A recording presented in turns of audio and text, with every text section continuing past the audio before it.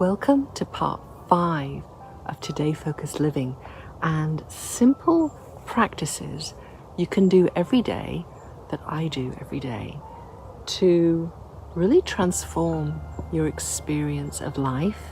And they're so simple. Number 9 is inspired learning. Now, this is huge.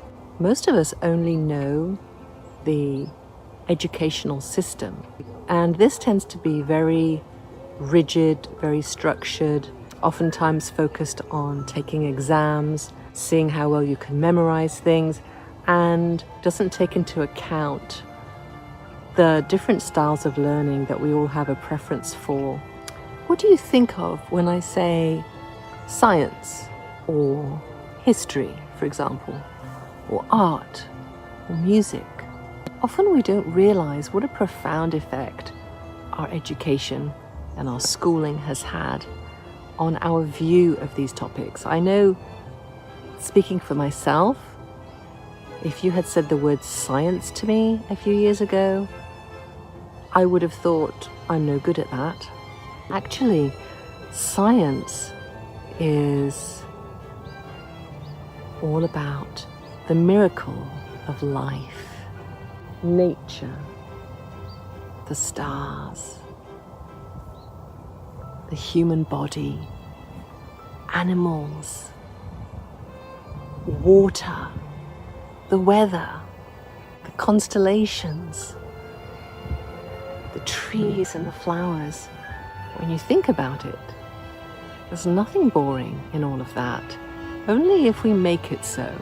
When I was home educating my children, we discovered a whole new world of learning, and it really transformed the way that we see things. We learned about the miracle of maths in nature, all these amazing patterns that we didn't know were there. We learned about famous artists and the beauty of just looking at a piece of art without having to analyze it, but just beholding this expression of life that has come through someone who sees things in a different way. This experience of learning taught me that we've really defiled a lot of things. A lot of subjects we've just drained them dry of all their beauty, all their wonder, all their life. And this is something that we can recapture when we come to learn something with an open heart, an open mind, a newness of spirit. With inspired learning, you never know from one day to the next where your heart will lead you, or where that spark will come from that says, oh, let's find out about that. Or you know what? I've actually always been interested in learning to play this instrument. You know what's really wonderful is that it's never too late. It's never too late to give yourself the education you've always wanted. It's true. It's very exciting because we live in an age where we have all the world's libraries literally at our fingertips, right? Because you can YouTube and learn anything pretty much for free if you want to. And I think that if you allow yourself this freedom of inspired learning, that you will discover that there are many interesting things that you would like to learn about, that you would like to try.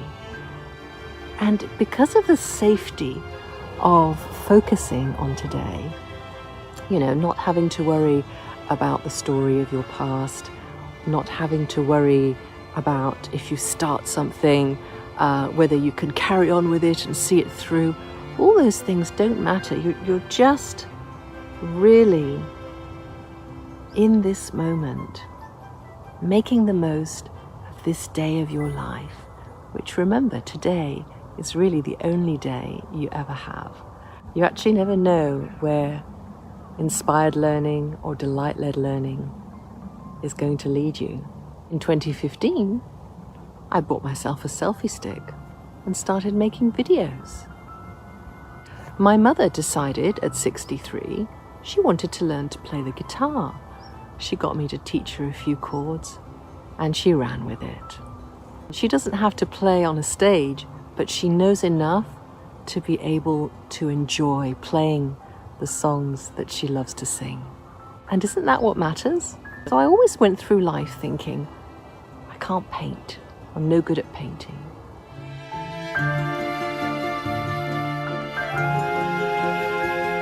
I just couldn't make a lump of clay look like anything.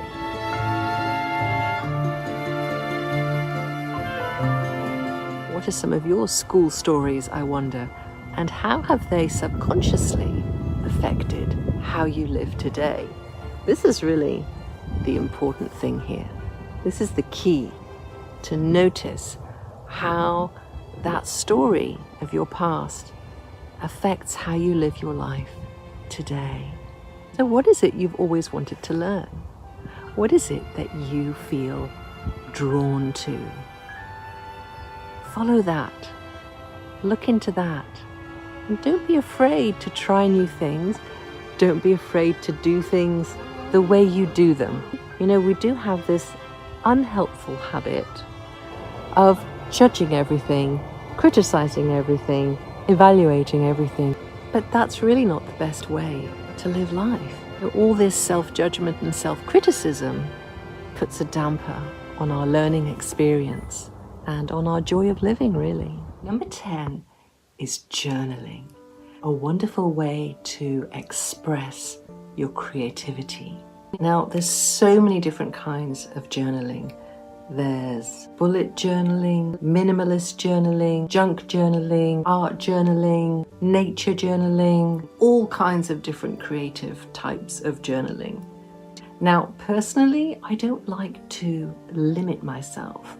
So I like to do all different kinds of journaling in the same journal.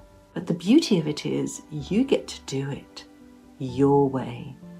The main thing about journaling is not to be afraid. It's to get over that fear of doing it wrong or it not being good enough.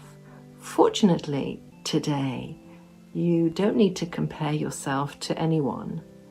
Pick up a pen or a pencil or a paintbrush or a glue stick and have a go at journaling.